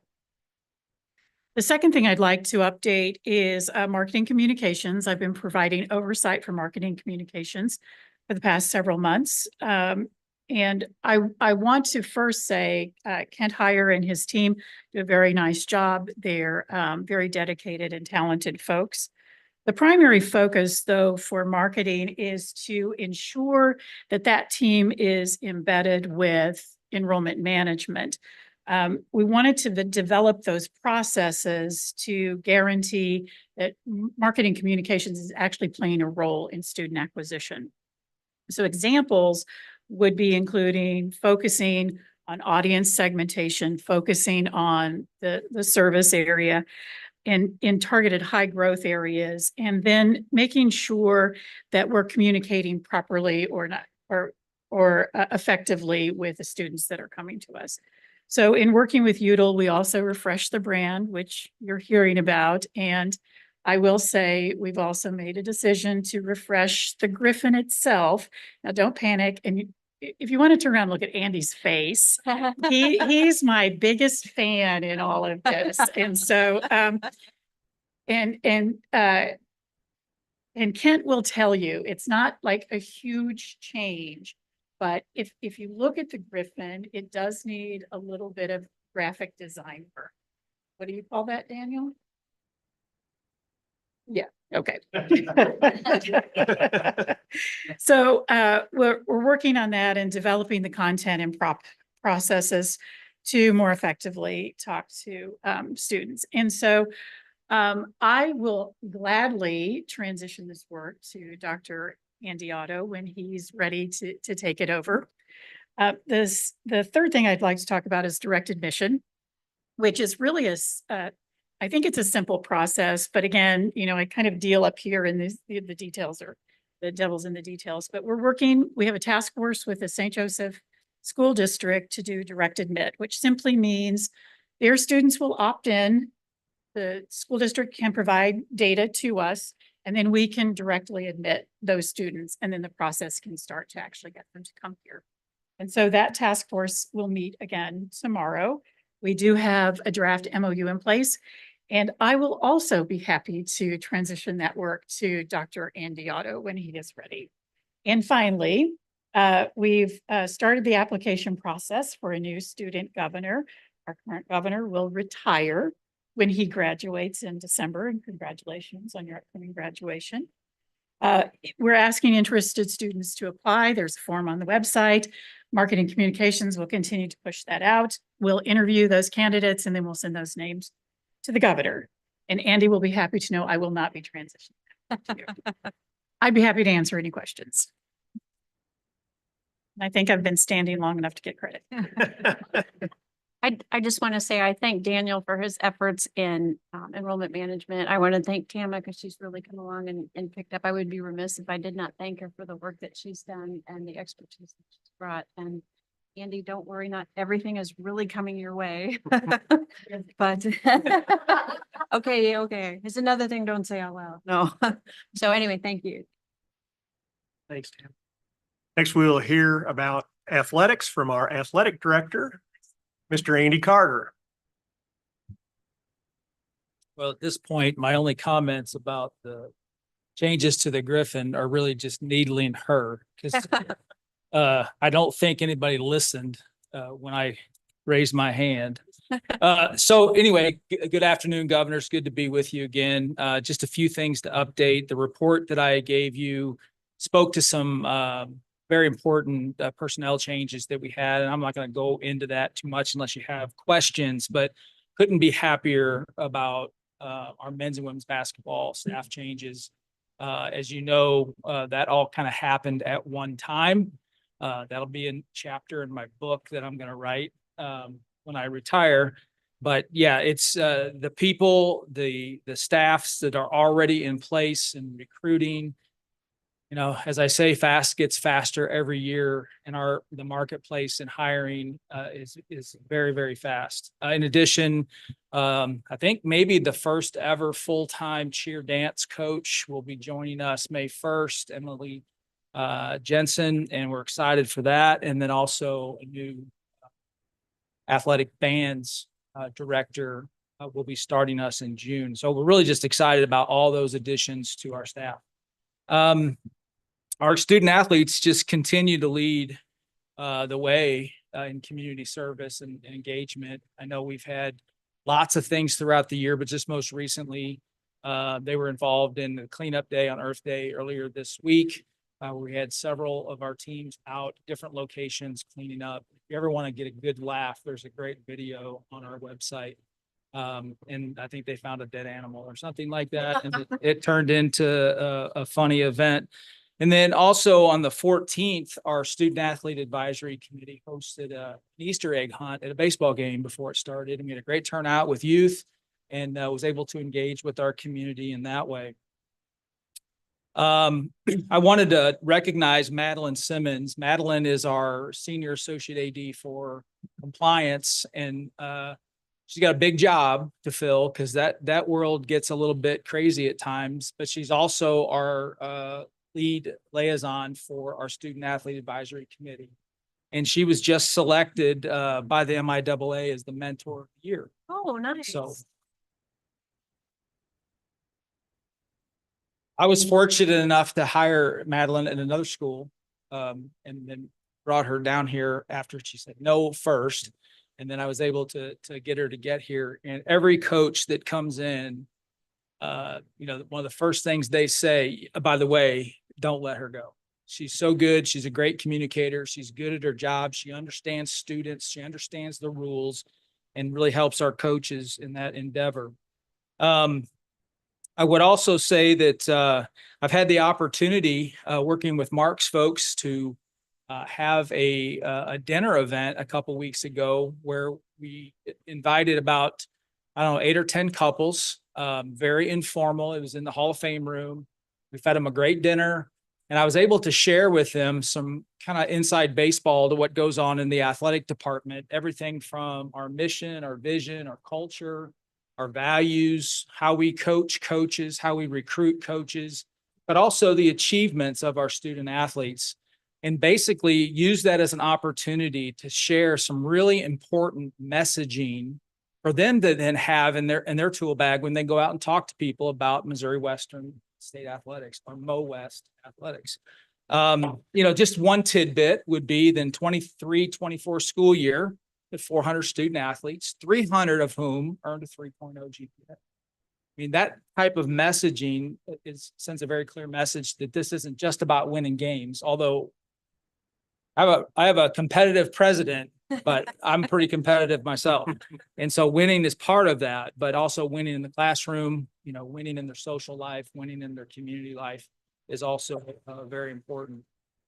I would also encourage you, but also let you know that heads up, we will be doing our Gold Coat Drive. So you new board members, you'll either see or hear from me very soon on becoming part of that and supporting our student athletes. As I told that group when I spoke to them, when you give money to the Gold Coat Club, that's not for me. That's not my money. That money goes directly into student programming of some kind, whether that's helping us to give them an appropriate staff or scholarships or travel, which you can only imagine what our travel costs have done over the last 3 or 4 years have gone skyrocketing. But it's for their experience. And that is the focus of everything that we do. The last thing I would say is that we've spent a lot of time this year, President, myself, General Counsel Kelly, Tama, and Daniel, line for line, reading contracts with the chiefs. And that process is narrowing itself down. And, it looks very positive that will continue to work out for some time. There's still a lot of things that have to get done. It is expensive to have them here, but it's also, there's a value added as well for not only us, but for the community. So with that, I will just turn it over. If there are any questions, I'll be glad to answer. Questions, comments? Randy? Thank you very much. Thank you. I know that the governors already know this, but I would like to point it back out again that all of our presenters today have information in your board book. And so they aren't just going to read the whole thing to us. And so they hit highlights or things that need a little bit more information on there, but you're free to ask any questions from things, even if it's in their material and they didn't talk about it, but there is a lot of additional good information in there. And as long as this meeting is, it would be really long if they went through it, every piece. Our next report is from our student governor, Mr. Garrett Jackson. Alrighty, thank you. Of course, all the students, including myself, are excited for commencement. Excited the semester's about over. It'll be a good break. One comment I have is I'm working on the student recognition boards. I don't know how long it's been since they've been hung up, but they're the placard boards that have all the names engraved on them, what award students have been awarded by SOAR awards or whatnot over the years. Again, I have them in my office and I'm working with the dean of students in the library to try and find those records, get those updated. It'll be good for student recognition up here in Union. So I don't know how long that's going to take, but I am working on it. One thing I will encourage is you can attend the RSO year-end celebration. I'm at Kelly Commons outside May 1st at 5 p.m. That'll be a great student engagement. So if you can make it, that would be excellent. Just meet some of the students. That's for to meet the RSOs. I don't know how many are signed up yet, but I know there's several. So I highly encourage you to attend that May 1st at 5 p.m. In the Kelly Commons. And then finally, like Ms. Wagner said, we are looking for the next student governor. So applications are on the website, just to Google search, or if you know anybody who needs to apply, should apply. Missouri Western student governor application, easy search and get that process started. So we encourage students to apply by May 16th. That's all I have to report. Thank you. Thank you, Garrett. Next will be the report of the chair. I have a few things to bring up that haven't already been talked about. First of all, our next board meeting will be on Thursday, June 26th, 2025 at 1:30 p.m. right here in Blum Student Union, room 220.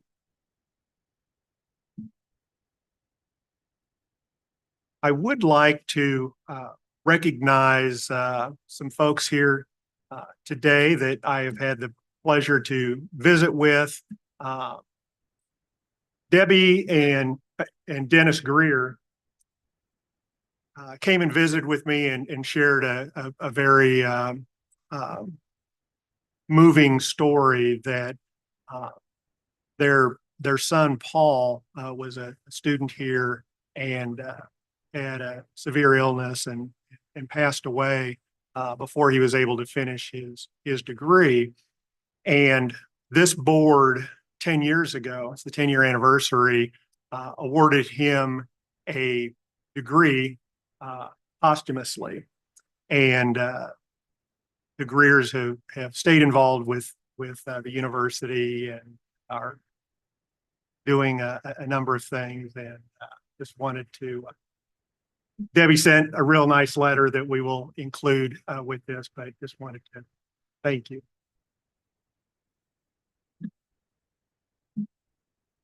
I have had conversations with the president of the Faculty Senate just about having a member or two of our board show up, not to every one of the meetings they have, but once in a while to whether it just be a listening session, whether we're able to answer questions, but just to work on continuing to have a strong and even better relationship between leadership and administration here with our faculty. We recognize what tremendous faculty we have here. Want to be able to support them in every way we can as they prepare our students for the world.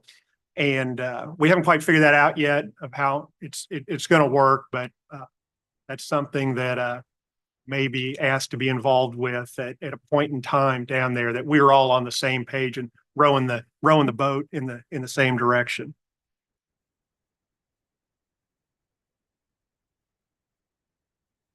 is there any old business that needs to be taken? Or any new business not on the agenda, any board members would like to raise? Chairman, you mentioned about potentially changing the pre-meeting before next meeting. Thank you for bringing that up. The bit of history with our financial committee, when I came on board 6 years ago, there wasn't any finance committee with that prior to the budget and various reports that we went through today, the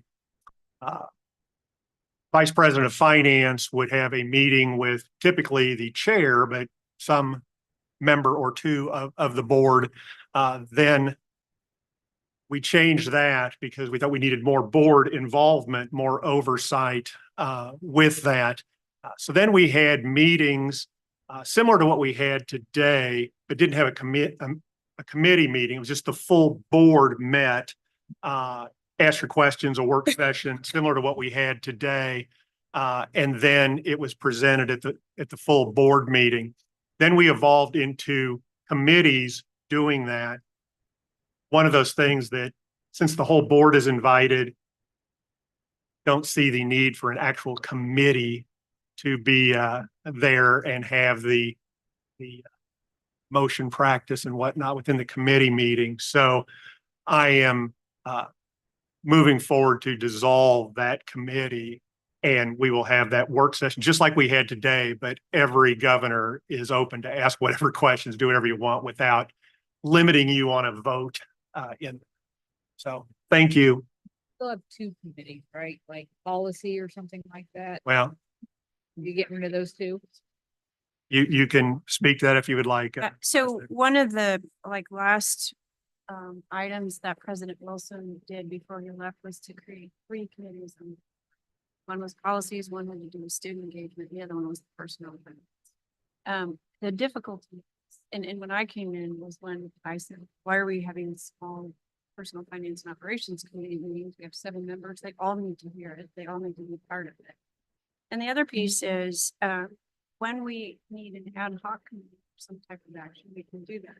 If governors would like to be involved in some aspect of something with the university, we would certainly invite them. But what was happening, quite frankly, was we were having committees, they had to meet, we had to come up with something for them to do, and our folks have enough basic. So you're taking 3 committees on a 7-member board, do the math, it's really inefficient. And we have a faculty senate that is working very hard for the academic piece. We have a staff association that's working very hard for their staff issues. It just seems a little redundant and unnecessary. I personally think it is really important for the board to be involved with personnel and finance and operations. You all need to hear it. You all need to be able to ask questions and understand. For the policies, again, there's 7 members. It's generally through the working of the general counsel. About 3 years ago, we changed the policies process. Part of what the general counsel is working on for the June is to update some of the policies. There's actually a Board of Governors handbook and a Board of Governors policy book. So it just needs a lot of work. So it's really becoming more efficient, more centralized, and then providing all governors the opportunity to learn about all the diversity without creating additional work for academic diversity. Your vision. We're still gonna go through the planning twice. We'll go through it in more depth. Yeah. One. I mean, no, the meeting will be fairly similar. Just that everyone can participate with that, and we're not going through a committee recommendation process with that. And there wouldn't be any other side meetings of finance. I still believe it's important that every one of us has the opportunity to be able to be part of a work session where you're going through all of the financials to the extent that you desire. Do it again. Pardon me? Well, Do it again. but it's not the same. If you think about what we did today, Daniel spent an inordinate amount of time going through the details and working through that. And then when we get to this, it can be even briefer, right? But it's the majority of the folks we are live during this meeting. The majority of the folks are here during this meeting. It's an opportunity to give governors more time before the actual board meeting to spend with the members, to ask the questions, and to make sure that they're understanding where we're going with the board. Oh my gosh. And there's a Mosaic Foundation is a work meeting. The hospital board has a work, school district has a work. So again, instead of just having 3 people, it's putting everybody at the same table so that you can see the numbers, ask the questions, spend the time with it.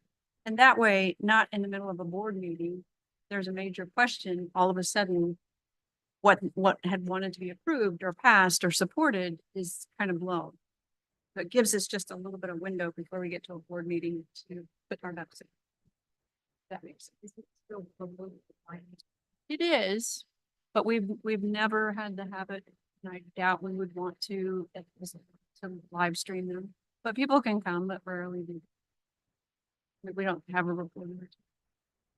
Right, there's no requirement that we live stream this meeting. No, We just choose to do it for transparency and to be able to have more people have access to it, but there is no requirement of this. In fact, we did not, this is carryover from COVID when we didn't allow people to come in to.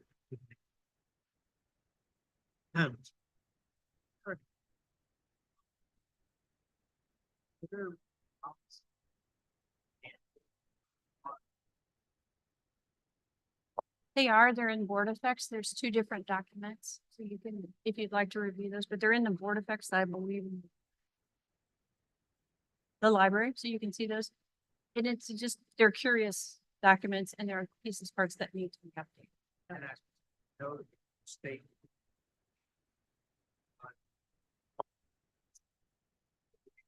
Right.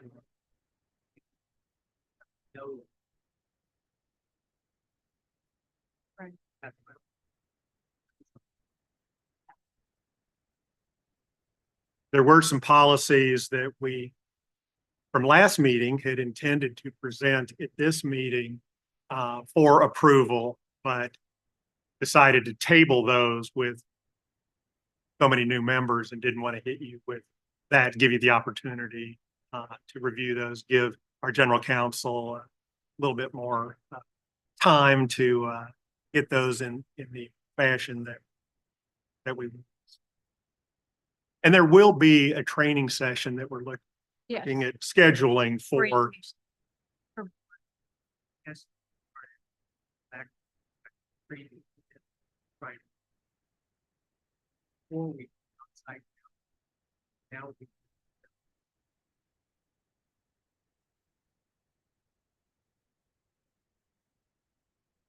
Usually outside, got somebody to stay out.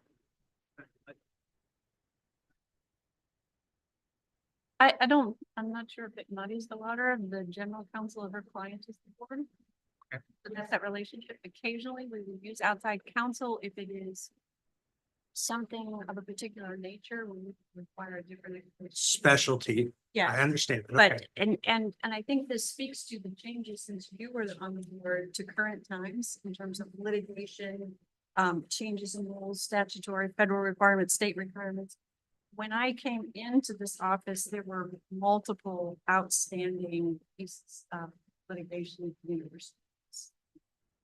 So our general counsel is a wonderful addition to the university. Not only does she deal with board policies and those kinds of things, but she's deals with contracts with us. She helps with all kinds of internal pieces where if we were to outsource even to a local law firm, it would be astronomical. No, I understand. Yeah. I totally get it. I just want to make sure I understand who's working for who, et cetera, et cetera. That's It is good. Our general counsel represents the university, which is defined as. just want to make sure. Within.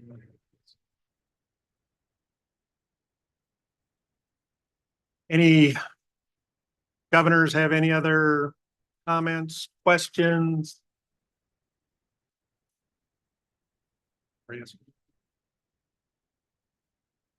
Oh, business was the committee. Could nominate. That's probably Freudian. Yes, I did skip over. As the chairman of the board, it's my obligation to appoint a nominating committee. At our next board meeting will be officer elections, and I appoint Governor Grimwood, and I know it's going to look like because he left, Governor Albers to be on the or to comprise the nominating committee that will have a report for our next meeting.